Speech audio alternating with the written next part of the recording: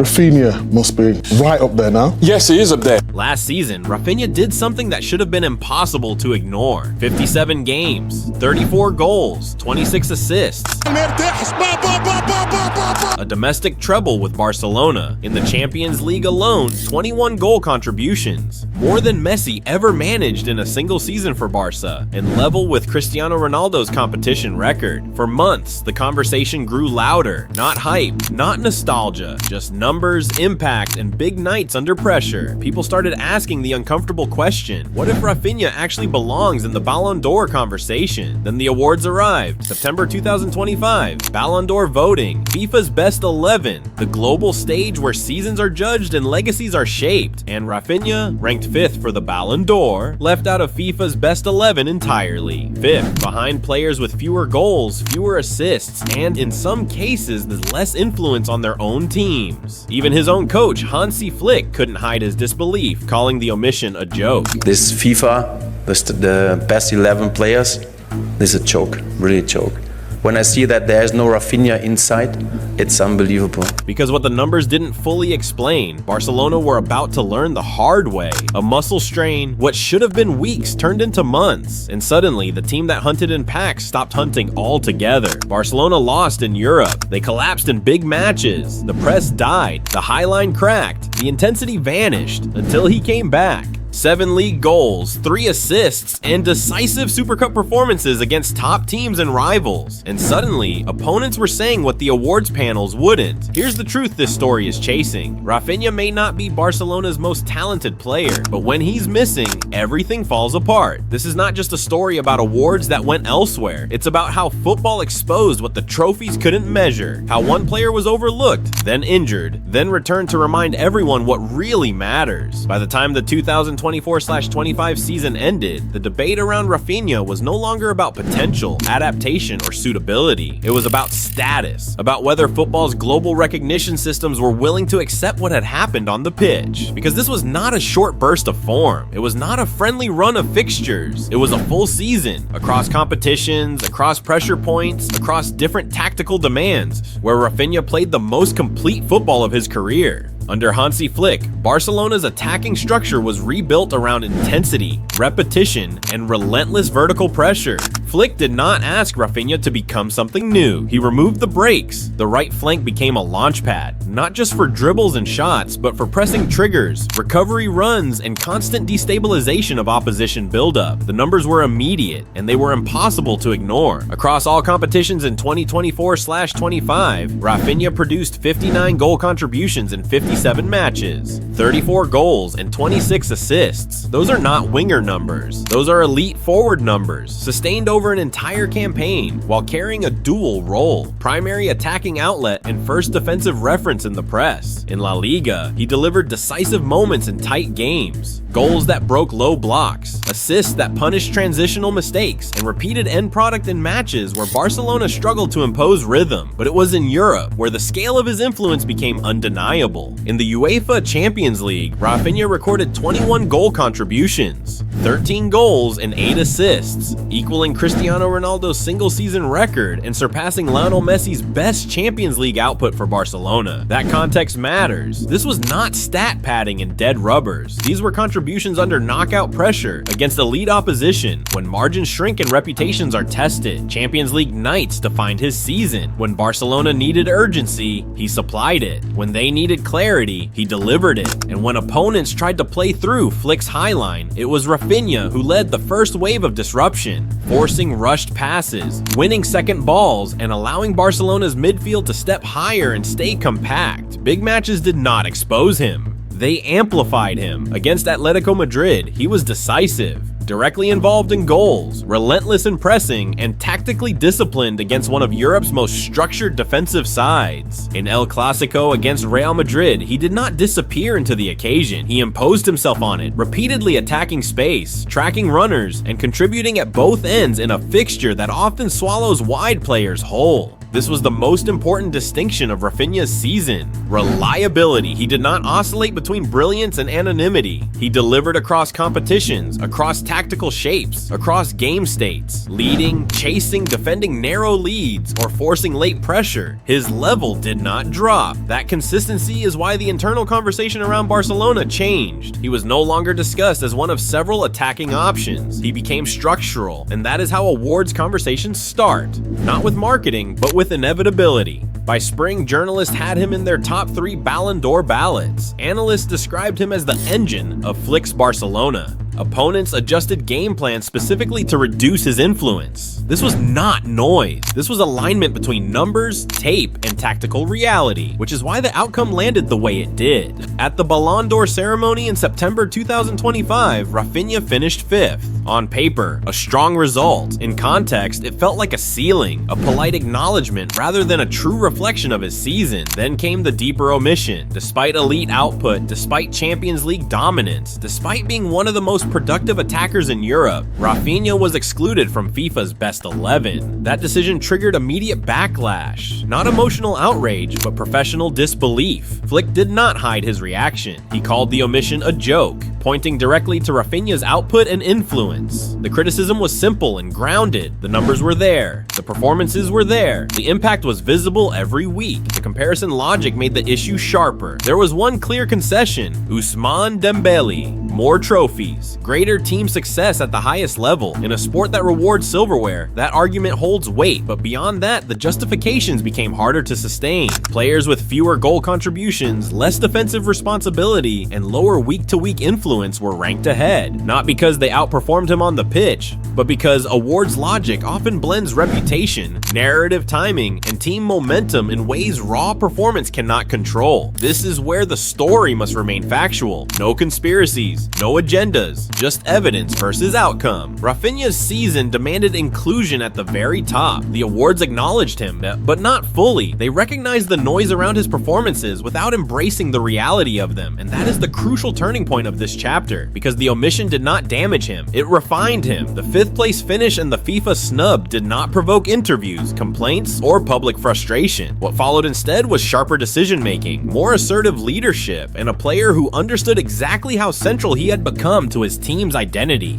By the end of 2024-25, the conversation was no longer hypothetical. It was unavoidable. Raphinha had not forced his way into elite football through moments. He had done it through sustained dominance, across competitions, across pressure, across an entire season. And whether the awards fully reflected that reality or not, the football already had. By the time the 2025-26 season began, the conversation around Raphinha had quietly shifted. The goals and assists were already on record. The awards debate had come and gone. What remained was something harder to measure and far more revealing. This was the season that exposed importance. Under Hansi Flick, Barcelona were built to play on the front foot. Aggressive line height, compact distances, immediate counter-pressing after loss. On paper, the system looked collective. In reality, it depended on one player setting the temperature. That player was Raphinha. He is not Barcelona's most gifted technician. He is not the one opponents fear for a single action. What makes him indispensable is what he does between actions. The sprints that force hurried passes. The angle of his press that shuts off the obvious outlet. The recovery runs that allow the fullback to stay high. The second effort after the first duel is lost. These things do not trend on highlight reels. They decide whether a high press lives or dies. When Raphinha presses, it is not symbolic. He is the trigger. Flick's structure relies on the first line engaging with conviction. Otherwise, the entire block stretches and the high line becomes exposed. With Raphinha on the pitch, Barcelona's press is synchronized. Without him, it becomes optional. The knock-on effects are subtle but decisive. Midfielders can step higher because the first press delays progression.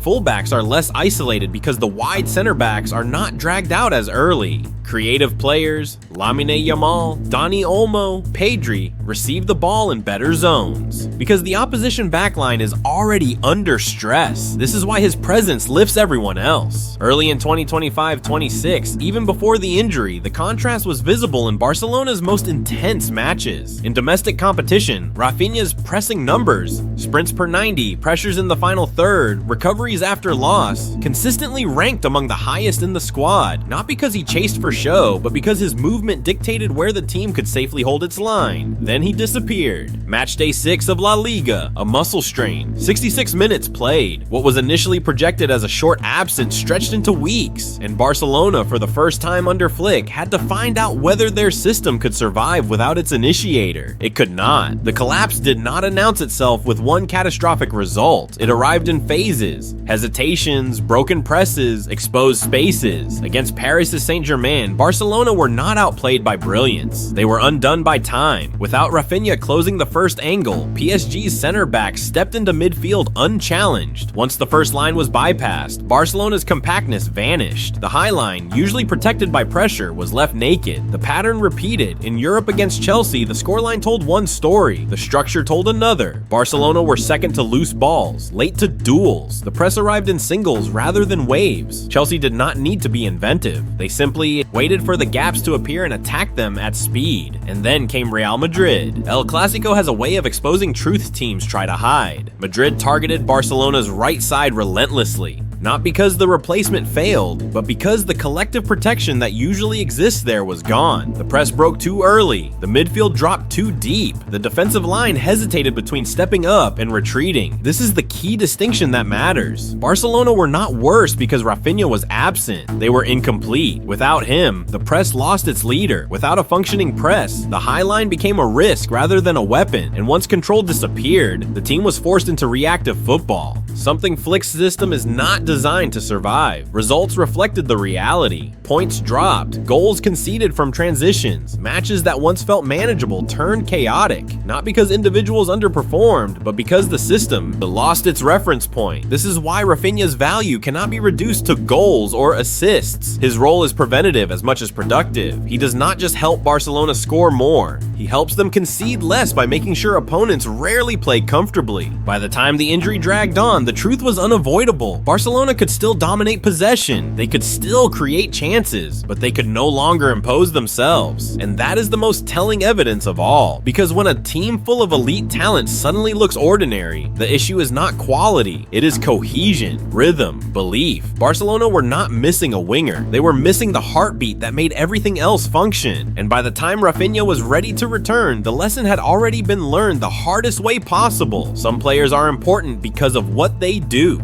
Others are important because of what stops working when they are gone. Raphinha didn't come back with a press conference. He came back with a pulse. Barcelona's injury updates didn't describe a superstar absence. They described a structural one. The club confirmed he'd recovered from a tear to the biceps femoris in his right thigh, and when he finally returned, it wasn't framed like a winger coming back to add goals. It was framed like a team regaining the aggression it had been missing, and crucially, the comeback wasn't a single he's back moment.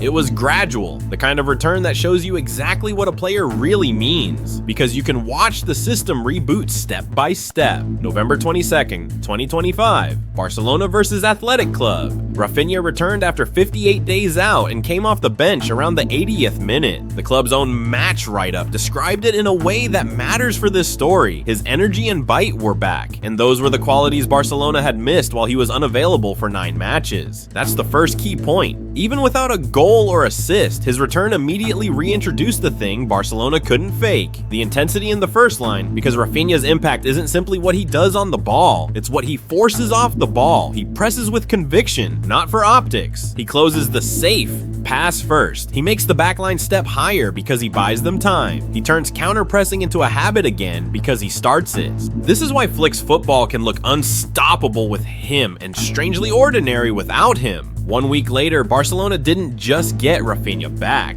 They started to look like themselves again. November 29th, 2025. Barcelona 3-1 Alaves. This was his first start since the injury, and Barcelona's report made the point clearly. Raphinha returned to the lineup and directly contributed to the turnaround with an assist, helping restore the attacking rhythm that had looked disjointed during his absence. That match matters because it shows the how, not just the what. With him starting, the press gains a leader. When the press has a leader, Barcelona's high line becomes a weapon instead of a liability. And when the high line is protected, Pedri and the midfield can play high higher, closer to the forwards, which is where Flick wants them. You could feel the collective belief return. The forward line squeezes together, the midfield doesn't retreat in panic, and the back line stops, defending wide open grass with no protection. Then came the night that turned the return into an argument the awards couldn't survive. December 2nd, 2025. Barcelona 3-1 Atletico Madrid. Atletico scored first, but Barcelona responded like a team that had its front foot identity back. Raphinha equalized within minutes. Barcelona regained control, and they went on to win 3-1, extending their lead at the top of La Liga. This wasn't just Raphinha scored, it was Barcelona looking structurally sharper, more compact when they lost the ball, more aggressive in their counterpress, more coordinated in the way they squeezed Atletico's build-up. That is the hidden value of a winger who defends like a first midfielder. And after the match, Atletico's manager Diego Simeone didn't speak like a man complimenting a good player.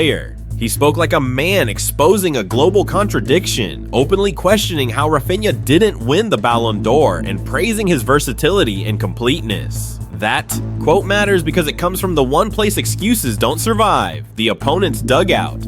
Around this run, the language from Flick's side made the point the season had been hinting at. When Raphinha presses, the team presses properly because he sets the tempo and makes intensity contagious. That's not motivational talk, that's tactical truth. A high press isn't just 11 players charging around the pitch. It's about one player making the right move, getting the angle right, timing it perfectly, reading the moment, and everyone else backing that decision. Raphinha is that player who sets it all in motion. That's what made the Spanish Super Cup more than just another final. It turned into a two-game statement. Even before he stepped onto the pitch against Real Madrid, Raphinha had already set the tone in the semi-final, and he did it in the most ruthless way possible by making a quality opponent look completely out of their depth. January 7th, 2026, Spanish Super Cup semi-final. Barcelona absolutely dismantled Athletic Club 5-0. This wasn't a close call, hard-fought victory. It was total dominance, and Raphinha lit the fuse. He grabbed 2 goals as Barcelona tore Athletic apart early on, putting 4 past them in just 38 minutes. By halftime, the semi-final was already over. Barcelona's own match report called him colossal, and everyone watching agreed. This was Raphinha at the front, decisive and relentless, driving Flick's team into the final with a performance that left no doubt. But here's why that match matters beyond just the 2 goals. You don't win 5-0 like that unless your press is working perfectly. Athletic aren't some pushover team. They're built on physicality, winning battles, making games ugly when they need to. But in Jeddah, they couldn't get into any kind of rhythm because Barcelona's front line kept coming at them with real intent, forcing mistakes, hurried clearances, and complete chaos in their build-up play. That's what Raphinha brings. He turns the press from a tactic into something unstoppable. Then came January 11th, 2026, and suddenly, this became a story nobody could ignore. Spanish Super Cup final. Barcelona beat Real Madrid 3-2. Raphinha scored twice again, including the winner in the second half, and Barcelona held on to claim the trophy in a wild Clásico in Jeddah, even after going down to 10 men late in the match. Real Madrid threw everything at them, had all the pressure, laid siege to Barcelona's goal, but they survived.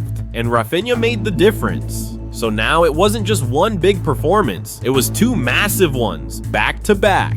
A brace to destroy Athletic and reach the final, then another brace to beat Real Madrid and win the whole thing. In 4 days, the conversation completely changed. It went from, why don't the awards recognize him, to something much harder to argue with. When the big moments arrive, when Barcelona needs someone to step up and deliver, they keep turning to the same player. This is why this match is the silencing point, because it's not an argument about good form. It's not a compilation of goals. It's the most unforgiving stage. A final against Madrid under pressure. And he delivered 2 goals and a trophy. That is the kind of night awards are supposed to reward. Instead, it became the night that made the awards look late. Barcelona confirmed Raphinha missed 9 matches during the injury spell. On his return, the team's rhythm and bite visibly reappeared in sequence. A cameo return versus Athletic Club, an immediate contribution on his first start versus Alaves, a statement equalizer and comeback win versus Atletico, and then a Clásico final brace to win the Super Cup versus Real Madrid. That's the with him versus without him story told through verified checkpoints. Not a vague claim, not a fan-compiled total, but a clean timeline of cause, effect, and escalation. Because once he returned, it stopped being a discussion about whether Raphinha is world-class. It became a more uncomfortable question. How many times does a player have to prove his importance? in the press, in the big games, in the trophies, before institutions stopped treating him like an optional name. He didn't win the argument with tweets, he won it with structure. And after Atletico, after Flick's confirmation, and after 2 goals in a final against Real Madrid on January 11th, 2026, the debate didn't slowly evolve, it flipped overnight. By now, the argument is no longer about whether Raphinha is good enough. That question was answered long before ballots were cast and team sheets were debated. What remains is a deeper, more uncomfortable issue: how modern football decides who matters. Because Raphinha's story exposes the widening gap between metrics and reputation. On the pitch, his case is built on evidence. Verified output across competitions, Champions League nights that bent ties in Barcelona's favor, domestic finals decided by his goals, a pressing profile that anchors a high-risk system and turns chaos into control. When he plays, Barcelona defend higher, recover faster, and attack with conviction. When he doesn't, the structure unravels. Off the pitch, recognition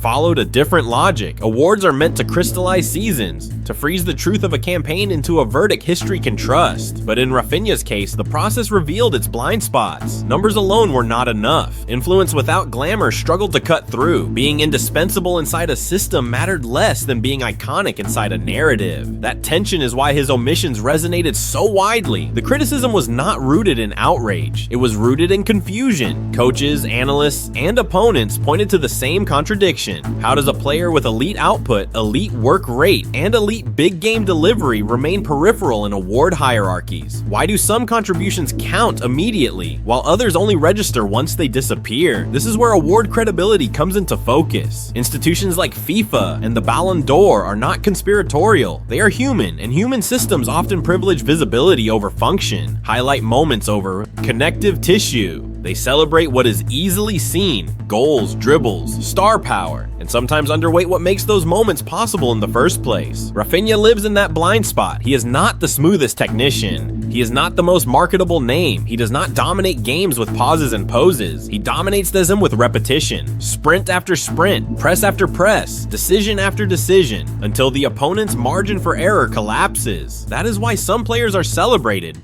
and others are felt. When Raphinha is on the pitch, Barcelona do not simply add goals, they gain belief. The press has authority, the high line has protection, the midfield has time. Teammates trust the system because they trust the man starting it. Remove him and the team still has talent, but it loses its certainty. And that is the hardest thing for awards to capture, because belief does not appear on stat sheets. Leadership through action does not trend on social media. Intensity as a skill is rarely given a podium. Raphinha didn't win the awards. He won something harder to argue with. He became the player whose absence explains defeats and whose presence explains recoveries. The one opponents single out, coaches defend, and systems bend around. The one whose impact survives scrutiny when the noise fades. And in the end, that is why this story matters. Because football always reveals its truths eventually. Not in ceremonies, but in consequences. Barcelona don't just play better with Raphinha, they believe again.